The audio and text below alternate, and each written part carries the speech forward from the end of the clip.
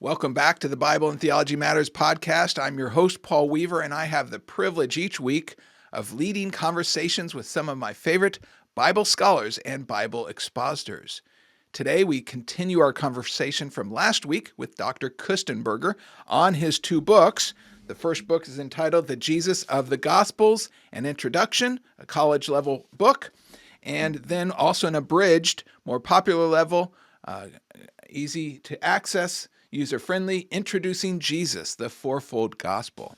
Please join me as we continue our conversation with Dr. Kostenberger. Welcome to the Bible and Theology Matters podcast, where we discuss all things Bible and theology. Because it matters. What you really believe determines how you really behave. Now, here is your host, Associate Professor of Bible Exposition at Dallas Theological Seminary and Professor of Bible and Theology for the National Theological College and Graduate School, Dr. Paul Weaver. Well, you have a footnote in your book, and a lot of people don't read the footnotes, but of course, I think everybody should, right? Footnotes are very important. They're there for a reason. You have a footnote in your book, and you reference a chapter in another book entitled Tampering with the Text. Was the New Testament text changed along the way? Can you give us a brief summary of that chapter addressing that question? Are the Gospels that are in our hands an accurate reflection of the original autographs, and how do we know that? Well, Paul, yeah, that's a great question, and it's one that flows organically from the one we're just talking about, namely, if the Gospels, in our New Testament, are our best source for knowing who Jesus was, how can we be sure that they portray Jesus accurately? And then also secondarily, how do we know that the Gospels that we are reading today were what the original authors actually wrote? There are many critical scholars who say that, well, the Gospels were all written by believers. So all that we really know is the Jesus they wanted us to see. After all, they actually believed in him, which they would argue, as sort of critical or even skeptical scholars, they would argue that Jesus may be very different from the Jesus who actually walked the earth. These are scholars who, in the vein of German critical scholarship, differentiate between the Jesus of history, the so-called historical Jesus, and what they call the Christ of faith, Jesus as he was portrayed by those who actually believed in him. Now, when it comes to the transmission of the Gospels, meaning how the Gospels were copied and passed along through the centuries, which is the question I think you were asking, there's overwhelming manuscript evidence that the Gospels were handed down faithfully by those who copied them in the first few centuries of the Christian era. There's virtually zero evidence of any, tampering with the text, because the early scribes, just like Jewish scribes, they had great respect for the inspired, sacred writings of Scripture. And so whatever minor transcription errors may have crept in, because after all, the scribes are only human, they might have gotten tired or distracted, but we can easily detect those by comparing the earliest copies of the manuscripts. So we can be certain that the Gospels we have today are virtually identical to the Gospels as Matthew, Mark, Luke, and John originally wrote them. That's very good. Well, we had Dr. Wallace on here discussing that particular subject, and in my Bible study methods hermeneutics class, I put a link for students to get a very basic understanding of textual criticism and to have an informed understanding of how that transcription process occurs. And he, of course, he is spent a lot of time and does a lot of discussions about is what we have now what they had then. And like you said, it brings a great deal of confidence, especially with these voices out there that are attacking the reliability of the Gospels. Yeah, and I agree. I have a lot of respect for Dan. I watched him here on the campus of UNC, the University of North Carolina, where he was debating Bart Ehrman, who actually is the department chair of that department. And actually, that event was so impactful for me. I talked to some of the people who went to that debate that I ended up co-authoring not one but two books with Darrell Bach, Truth Matters and Truth in a Culture of Doubt, because I felt it was really important to basically rebut, the Bart Ehrman only usually giving one side of a story, which is the skeptical, critical side, and it's very important to answer some of those objections, and so clearly Dan and I definitely on the same team as far as that goes. Yeah, I wish I was there present live, but I was in Hungary at the time, and I did order the DVD as soon as I could, and I was able to watch that as well and appreciate his response to of course, Bart Ehrman's probably the most well-known for those that are listening that don't know him, that is regularly criticizing and attacking the reliability of Scripture. That's right.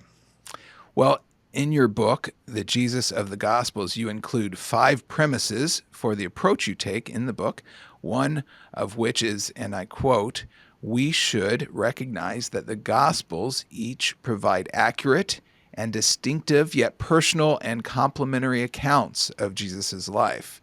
We should appreciate the historical, literary, and theological insights they provide without pitting them against each other as if diversity necessarily meant contradiction or disparity." Now, there's a lot in that statement. Would you unpackage that for us? Certainly, that is another really good question. Paul, today we typically refer to the Gospels in the plural, right? The Gospels, because we have 4 New Testament documents we call the Gospels. But in the early church, people knew our 4 New Testament Gospels as the fourfold gospel in the singular. And, at first that may seem like a minor semantic, quibble, but it's actually very significant. Of course, on the one hand, there's only one gospel in the sense of there being only one message or one, good news of salvation and forgiveness in the Lord Jesus Christ.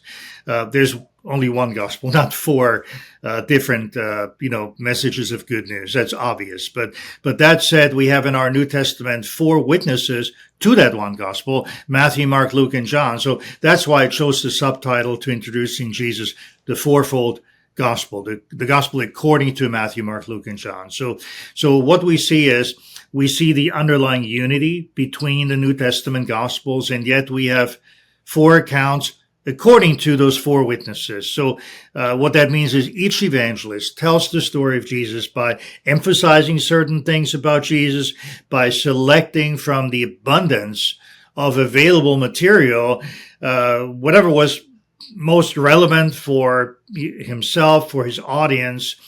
And so the Gospels really display a wonderful unity in diversity. Nice. Excellent. Well, I'm excited to get into some of this introductory issues as we're thinking about the 4 Gospels. And in your book, you also advocate for reading the Gospels in 4 particular ways, or 4 emphases. And I'd like to walk through those in the rest of our time together. The first one, you have a section that discusses reading the Gospels as a unified witness. Would you please explain what you mean, a unified witness? Yeah, well, this is really important. By unified witness, I mean that they all tell the same story, the same historical series of events in the life of Jesus, from the virgin birth to his ministry, his miracles, and all the way to the crucifixion, burial, and resurrection. The different Gospels may choose to include different material at times, as I mentioned, but they all concur on that historical core information that we call the gospel, and you think of Paul's articulation of the gospel in 1 Corinthians 15:3-4. To use the analogy, it's often used of a courtroom where you have different witnesses that are called to the witness stand, and every one of them, tells the court what they saw from their own unique perspective, but they all saw the same thing, and they try to describe what they saw as best as they can, each from their own unique vantage point. And they do that in a way that their testimony, and this is similar to what we can do with the Gospels, their testimony allows you to put together a reasonable and fairly complete synthesis of what actually happened historically. Yeah, we're so thankful that God, in his wisdom, provided us with four different perspectives on the same life of the same individual, Jesus of Nazareth. Right? Well, we're discussing the contents of this book, the Jesus of the Gospels, and the abridged version of that, the introducing Jesus, the fourfold gospel. And we're walking through four approaches that Dr. Kostenberger recommends as we read the Gospels. The second way that you should read the Gospels, Dr. Kostenberger states that we should be reading the Gospels as eyewitness testimony. Please explain.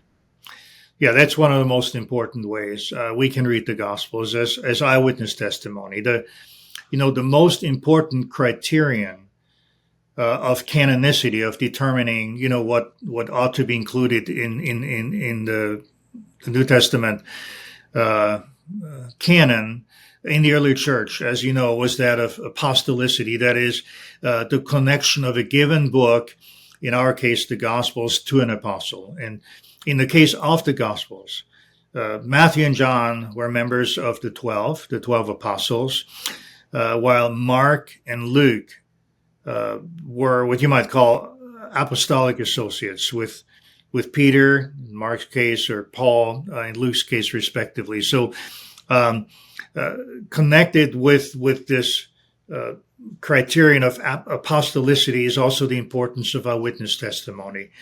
When you think about it, you and I have not seen Jesus in the flesh. And so we do depend on the testimony of those who did. So it's absolutely essential that, for our very faith, that their testimony is reliable and accurate, because our faith rests on their testimony. So in my book, I argue that we should read the Gospels as reliable accounts written by people who either were themselves eyewitnesses or who had direct access to those who were.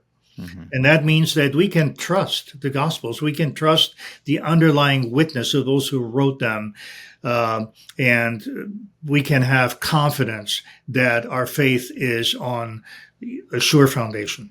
In just a moment, we'll return to our previously recorded interview. But first, our missions moment of the week. I'd like you to hear a brief testimony from one of my students from the country of Jordan. His name is Ihab. Hello, my name is Ihab Mazahre. I'm a student at the National Theological College and Graduate School. I live in Amman, Jordan, and I'm about to graduate this summer. I became a student of NTCGS for many reasons. Most importantly, because I wanted to gain a proper understanding of the Word of the Lord and be able to interpret it correctly. I also wanted to effectively convey the truth of the Scriptures in a way that can change others' lives. Additionally, I wanted to be able to respond to all skeptics and their accusations who try to distort the character of God. NTCGS helped me achieve these goals and many more. It gave me self-confidence. It helped me sharpen my teaching talent and helped me realize that the ultimate goal of all my action is to glorify the Lord alone. I thank the Lord for NTCGS and encourage everyone to join and to enjoy that deep understanding of the Word of the Lord and His fellowship. If you'd like to learn more about NTCGS or how you can give to help students like Ihab, attend the National Theological College and Graduate School in Jordan, Egypt, Lebanon, or East Africa, please visit ntcgs.org. That's ntcgs.org. Thank you for your consideration. Now back to our previously recorded program.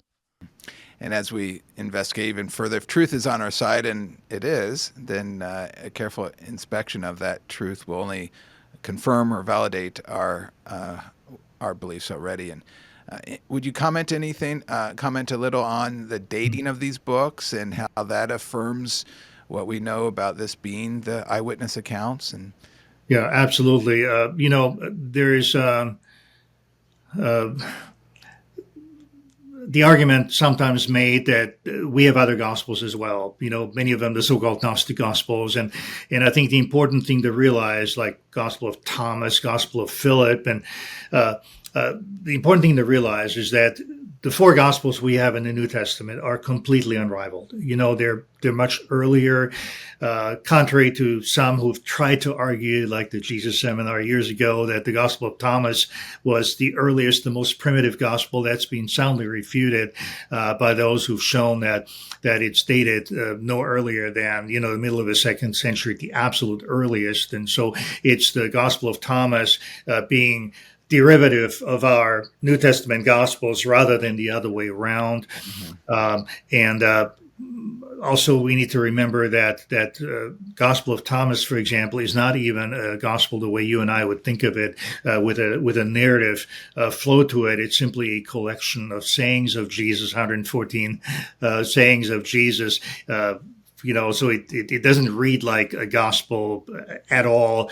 And the same could be said about the other dozen or so, documents that circle by that name. So I think that's something I would early on impress on my students as well, that the four New Testament gospels really are unrivaled. And the other argument that's sometimes made is that the gospels were not really put in the canon until the 4th century. When the church finally got together and decided, hey, should we include Thomas or Philip or maybe Matthew and John? And again, that's just manifestly not true historically, because we already have canonical lists like the Muratorian Canon, the first such list that dates to around 180, and that includes only Matthew, Mark, Luke, and John. Irenaeus is a church father writing roughly around the same time, and he says to have four gospels, Matthew, Mark, Luke, and John is as natural as for there to be four corners of the earth, four directions, north, south, west, and east, and so forth. So I think we're not talking 4th century, we're talking 2nd century, or earlier, when the church recognized the inspiration and the authoritative nature of Matthew, Mark, Luke, and John. And then we have the manuscript evidence that has come along with P52 and other things that have affirmed what we already knew to be true. So, and we look at Luke, right? And we think of how, and all the other Gospels, but they actually reflect 1st century thought and places and events and even language terminology that was accurate, whereas, Tacitus and others get things wrong, don't they? So. Mm-hmm. Well, very good. Thank you for that. I really appreciate that. And that's also the power of popular level writings as we think about it. You referred to the influence, some of the criticisms out there, and obviously this goes way back. But the Da Vinci Code, right? You mentioned the Constantine and this idea that these certain books were accepted and others were excluded by Constantine. Well, that's Dan Brown's revision of history. That's not history, and that had a great influence for a lot of people who took it as if it was fact. So, Darrell Bach wrote a very good book about that as well. Yes. Yeah. So we want popular writings at the lay level so that people can see the truth from error and not just embrace things like the Da Vinci Code and other things that have followed after it. Very good. Well, the third way that you state that we should read the Gospels is, now I'm quoting, reading the Gospels as narratives. Please explain. Yeah, Paul, that's an area I've probably benefited the most learning about, even going to seminary and some of my own reading to learn to read the Gospels as stories, each with plots, with subplots, with a set of major and minor characters and so forth. Of course, the main plot is what we call the gospel, the story of Jesus, culminating in the crucifixion, burial, and resurrection. And of course, Jesus is the main character in all the Gospels, but the Gospels are made up of many smaller stories. And so we can trace the storyline of each of the four Gospels in some detail, which makes for a very interesting reading as we read the Gospels, each in their own right, vertically, as people call that, as opposed to constructing a composite story or harmony of all four Gospels together. And this may be a little bit controversial for some, as I reflected on how do I best introduce Jesus to either an unbeliever or anyone really. And I came to the firm conclusion that it has to be one of the actual four Gospels, as opposed to some sort of a fifth Gospel, right, which is a harmony where people try to have some sort of a chronology made up based on the four Gospels that we have. I really would rather not put any, chronological reconstruction on the same level as the four Gospels that we have. Even there's some limited value to defending the historicity of the four Gospels by showing that there's no actual contradiction in terms of chronology. But when it comes right down to it, I always come back to, well, it's really the four Gospels that we ought to read. Nice. So that is definitely the go-to, right? And oftentimes we'll give the Gospel of Matthew to maybe a Jewish reader, to a person that is coming from a Jewish perspective, because Matthew's so Jewish right from the beginning, right? Matthew 1:1. This is the genealogy of Jesus, the Messiah, son of Abraham, son of David. But then Gospel of John, as you know, great gospel to give to a seeker or unbeliever, right? Because of its emphasis upon That's belief. right. I'll tell you a great story. I recently had the privilege of a friend and I introducing someone who had never read the Bible to the Gospel of John. And my friend gave that seeker a copy of a study Bible and started reading. First time we met, and so he read a few verses, and then he turned to our friend and said, "Why don't you read the next few verses?" And the guy said, "Wait, what are those numbers?" And it was just such a delight, to introduce someone who didn't even understand, chapter and verse in the Bible. And I think even for me as a scholar, and like for you, we've taught the Gospels for many years. It never gets old, right? To see that, the discovery and the need for people to learn about Jesus. As you mentioned, in our culture today, there's many who've never heard about Jesus. And so it really rekindled in me this excitement about evangelism and about telling people about Jesus for the first time. Very good. Well, thank you for these four approaches. I think they're all important and helpful as we think about reading the four Gospels. And we're really only discussing the introductory issues that's found in these two books that we're highlighting today. So there's so much more to be learned, and so I encourage you to grab your own copy of either one, the Jesus of the Gospels, which is focused at a college level, or a more popular level, a more abridged, condensed version, introducing Jesus, the fourfold gospel.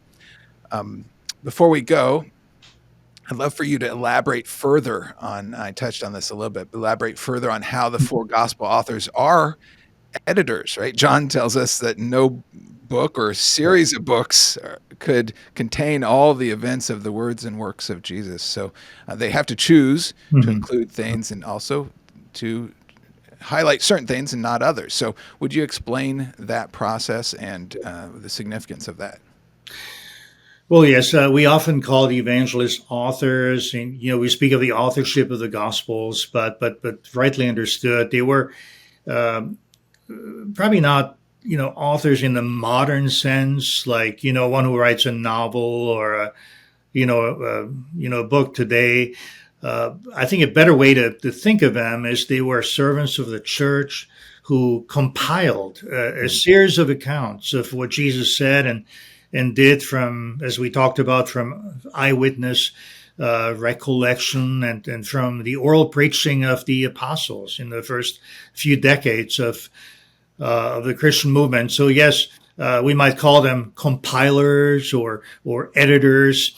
The evangelists didn't so much write new content as they collected reliable circulating content, and they connected various smaller stories that we read about, smaller stories of Jesus into one big story, what we call the Gospels of Matthew, Mark, Luke, and John. Very good. So compiler, I like that. But there's also the big A, author, involved in all of this process, right? That's superintending this process. So we're thankful for all of that. Very good. Well, Dr. Kostenberger, thank you so much for taking the time to share with my listeners and viewers about your work in the Gospels. I'm sure it'll be a blessing to many, and I do hope that many will go check out these two books published by Kriegel, The Jesus of the Gospels, an introduction aimed at a college level, then a abridged version introducing Jesus, the fourfold Gospels. Thank you again for joining us. Thank you, Paul. It's a real joy, and I really enjoyed our conversation. I hope it's helpful for our listeners as well.